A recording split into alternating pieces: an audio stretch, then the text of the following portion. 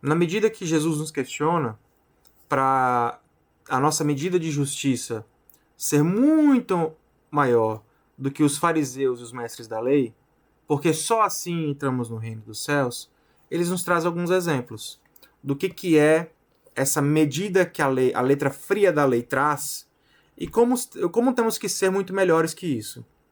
Então, em Mateus 5, a partir do versículo 21, ele traz: os antepassados, na lei, ouviram: não assassine. Assassinar é crime até hoje. Se uma pessoa assassina, ela está quebrando a lei. Ela se tornou uma criminosa. Então, qualquer pessoa que diga eu nunca assassinei, por mais perversa que seja, ela pode dizer eu sou uma pessoa direita.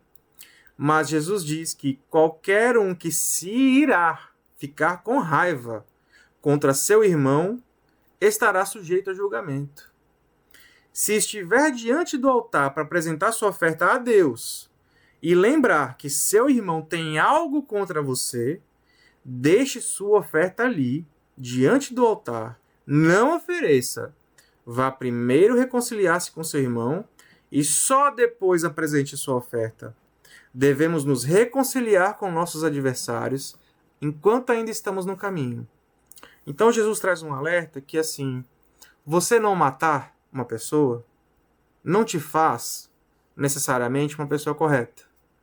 Porque na medida da justiça de Deus, do reino dos céus, se você no seu coração se ira com uma pessoa, despreza uma pessoa, reduz ela a nada, chama ela de tola, de idiota, olha e dá uma carteirada, quem você pensa que você é? Você não é nada. Humilha. Não importa se é uma relação de trabalho, não importa se é uma relação um para um, não importa se é um familiar, se é um estranho na rua, uma briga de trânsito. Se você olha o seu irmão em potencial e o despreza, e com a raiva fala contra ele, você no seu coração já é um assassino em potencial. Você já não serve para o reino. Então, se você ainda é um que se diz crente, católico, evangélico ou protestante, se você vai e oferece os seus dízimos, as suas ofertas, oferece as coisas na igreja, ou diz fazer bem aos seus irmãos, oferece diante do altar uma oferta, mas no meio do caminho desse oferecimento você lembra que o seu irmão tem algo contra você, você está pendurado com caso na justiça, brigando aí por tudo que você acha que é seu direito pela sua própria força, por mais altos níveis de justificação a ti, sei que você pode ter, o seu irmão tem uma acusação contra ti, ele diz, pare, nem dê oferta. Vá primeiro se reconciliar com seu irmão. Porque é muito importante que durante o caminho, o seu irmão reconheça em você um agente de Cristo que é uma pessoa que já morreu para o mundo. Porque uma vez que você diz, eu creio em Cristo, Cristo habita em mim, eu tenho o Espírito Santo, você morreu para o mundo e em você já não deveria haver egoísmo. Não resistais ao perverso. Então, se o irmão tem algo contra você, é porque na visão desse irmão, essa figura de Cristo ainda não foi revelada em ti. Você pode, mesmo dentro da sua autojustificação de dizer, eu estou certo, se humilhar um pouquinho e pedir perdão, mesmo se achando certo, só por Jesus. Porque aí você vai estar trabalhando em relação ao vínculo da paz. E aí você percebe que pelas atitudes, você já não é mais um assassino. Certo? E ele traz outras reflexões. O adultério. Os antepassados ouviram, não adultere. Então, se eu não traio minha namorada, não traio no meu casamento, eu não faço nada de errado. Mas se eu não traio, mas vivo na pornografia, vivo imaginando cenas, surubas, que mentalidade é essa? É uma mentalidade perversa, de repente deturpada. Jesus diz que qualquer um que olhar para uma mulher e desejá-la, já cometeu adultério com ela no coração. Veja, se eu iro contra o irmão e digo você não é nada, você é um idiota, eu já assassinei ele no meu coração. Se eu olho para uma pessoa impura, ou uma pessoa e tem impurezas no meu coração, eu já adulterei. O trabalho de Jesus, o trabalho de Deus conosco é no nosso coração. Então você não precisa se jactar. Eu sou uma pessoa correta porque eu nunca matei, eu nunca traí, mas Deus consegue ver o seu coração. Então você se torna automaticamente um hipócrita se você age assim.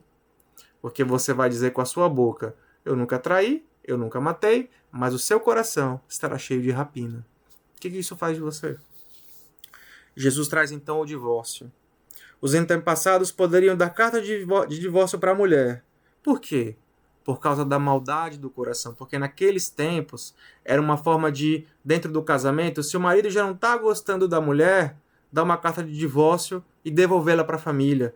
E ela ficava sem direitos. Algumas, já não tendo família, se tornavam prostitutas porque eram mal vistas pela sociedade. E aí, estes homens que faziam isso estavam dentro da lei. Não fizeram nada errado, por pior que seja a consequência na vida da mulher. E se julgavam justos, porque deram uma carta de divórcio, porque é o que está na lei. Então, muitas vezes, a gente, na perversidade, pode até usar a lei para tentar justificar os egoísmos do nosso coração, independente das consequências que isso tenha na vida do outro. Jesus diz, então, que o divórcio torna a mulher adúltera, a não ser que o divórcio seja por imoralidade sexual. Nesse caso, seria permitido, no caso de uma traição. E juramentos. Não devemos jurar por nada, pois não temos controle das coisas celestiais ou da nossa própria vida. A gente não controla o futuro, a gente não controla os fios de cabelo que crescem na nossa cabeça. Então devemos ser honestos e a nossa palavra deve ser sim para o sim, não para o não. Qualquer coisa que passa disso é do maligno, ou seja, qualquer coisa que passa do meu sim ou do meu não vira um veja bem, não é bem assim, então é que eu quis dizer, a gente vai se enrolando, porque a nossa vida seria muito mais fácil. Você comeu esse pudim? Então, veja bem, é que aquela hora, cara, comi, é sim ou é não. Né? As explicações, elas podem vir depois. E aí, depois Jesus vem trazendo a vingança. Os antigos diziam olho por olho, dente por dente. E Jesus diz, não resistam ao perverso. Se alguém ferir uma face, ofereça outra. Se alguém quiser processar você e levar a túnica, dê também a capa. Então você vai pegar toda essa conjuntura e olhar para quem diz que cumpre a justiça.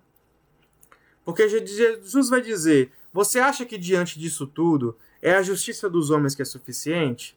É alguém chegar no fim da vida, ou morrendo e encontrar com Deus, ou Jesus voltar, chegar diante de Jesus e dizer assim, veja Jesus, eu cumpri a lei, eu não matei, eu não roubei, mas dentro do coração está cheio de adultério, dentro do coração está cheio de assassinato, porque está na rede social xingando e dizendo que a pessoa que votou no candidato que eu não gosto tem que morrer.